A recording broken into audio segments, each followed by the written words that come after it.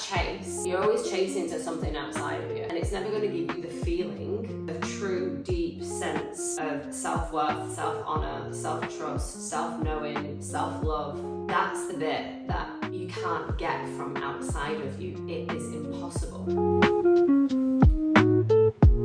Hello, mothers. Today's video is a little bit of an edgy one for me to be recording because I know this topic can be so sensitive for women. But the question I have for you today is, what if your obsession with the perfect body is actually not about health and it's more about being chosen by a man? Because here's one of the hidden truths. Many women say they want a fit, toned, healthy body and to be youthful and stay in their prime. Most of those women say it's for themselves. I'm choosing me. I want, to grow old gracefully and I want to feel good. But actually what's really present and alive at the moment in my space with the women in my world is that deep down there is an unconscious need and or desire to be wanted or validated by a man. In this video I'm going to share more about where this actually comes from and also ways in which you can break free of this if it resonates for you.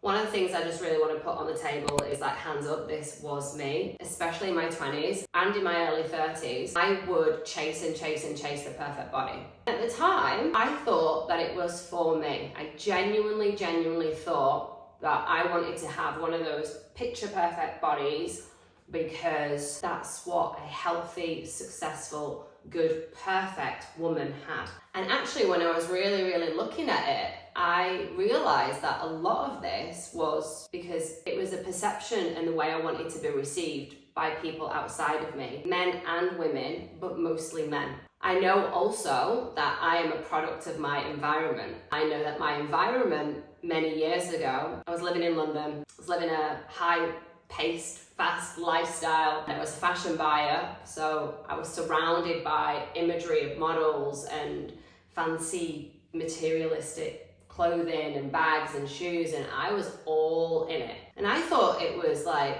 creative. I realized that actually being around it and being associated to that kind of way of living where everything was so surface level and people weren't really willing to talk deep and talk about their emotions and talk about what else other than this perfect flashy lifestyle and what else that they wanted. There was no aspirations other than that. And I quickly realized that I just didn't feel good.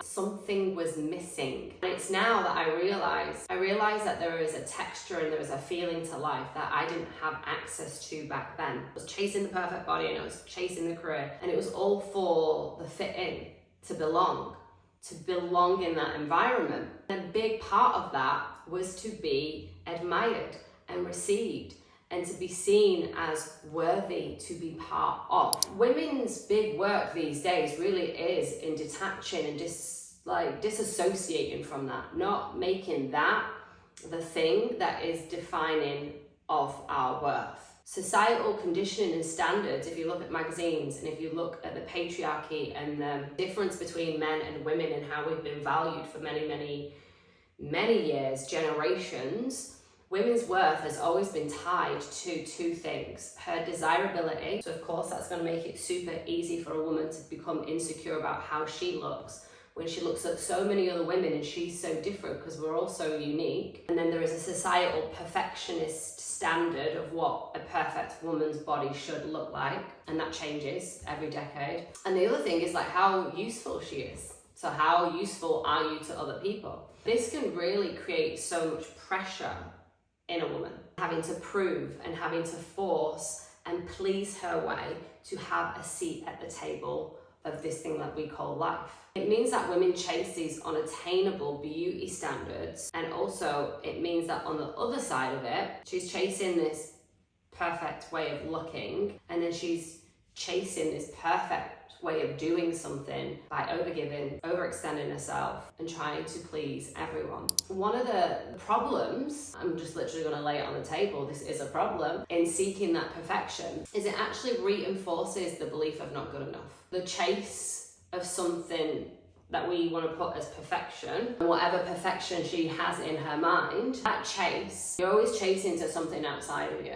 It's never going to give you the feeling of true deep sense of self-worth, self-honor, self-trust, self-knowing, self-love. That's the bit that you can't get from outside of you. It is impossible, which makes the chase never ending. You'll continue to chase and chase and chase and chase because you can't hit on that feeling because the feeling is within you, but you're trying to get it from outside of you. It just further creates the belief that your little girl or your inner teenager or your 20-something is holding of, I'm not good enough because I'm not like that picture perfect scenario that I've created in my mind from the tons and tons of incorrect information I've received. This is a woman's work of like really moving out of the external validation and really bring it back down to the internal liberation within yourself. If you know that you are hooked on people giving you compliments or you having a certain body that isn't your current body, being received by a man in a way in which he's constantly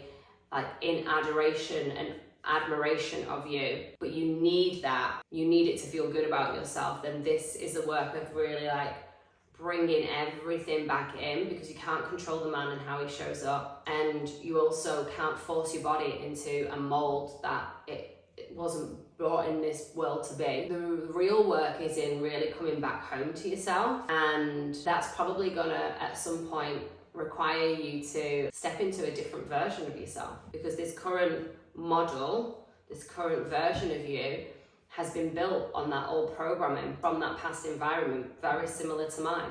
The woman that I was when I was in my 20s, when I was working in London, and I was a fashion buyer, like I don't even fully remember who she was and how she felt, because it feels like a completely different person. That is a good thing. I also don't hate on that period of my life, because it's very much created me and where I'm at today. One of the things I really want to invite you to start asking yourself, instead of like wondering like if a man is going to love you or if you look good enough, the question is do you feel at home in your body? Can you really land and feel and sensate and know like the textures and the different areas of your body, and you can really go out of your mind and thinking and worrying. I've got a to-do list, and I've got to go to the gym, and I've got to count these calories, and I've got to do this and do that. And the over-analysing that I know so many women do. Hey, this was really me, and at times I'm still an over-analyzer, and the work is to just bring myself back to this right now moment, to presence, to being grounded here on this day, on this time, in this body, right? Not over there last year, not over there tomorrow, next week, all the things to do. Here. When you can really keep bringing yourself back to, do I feel at home in my body? Do I feel at home in my body? Am I here? Am I here? I'm not over there, I'm not over there, I'm here. When you can start to really bring and attune like the sensations of your body, the emotions that you're feeling, if you're, feeling irritable, I'm feeling irritable. I'm feeling excited. I'm feeling curious. I'm feeling sadness. Like if you can really bring into the space your emotions as well, you start to really create more connection to your body. The more connection to your body as well, you'll hit your health goals easier because your body's relaxed and in regulation. And one of the ways to really kind of make this more tangible for you is to create a life where your focus is feeling. Your focus is on what feels good, on what feels real as well. Here's the thing, things aren't going to be amazing all the time. Life is going to throw challenges, and the art and the work is to really live in our experience and whatever that experience is. So really creating a life where you're really focused on does this feel real for me? Does this feel true for me? Does this feel good for me? Does it give me an exhale, or is it creating stress in my body? And if it's creating stress in my body, is there another decision that I can make? So really just in tuning into your internal environment is the first step in really creating the liberation that you're seeking inside of you, so that you can break free of the external validation outside of you and actually just come home to your body.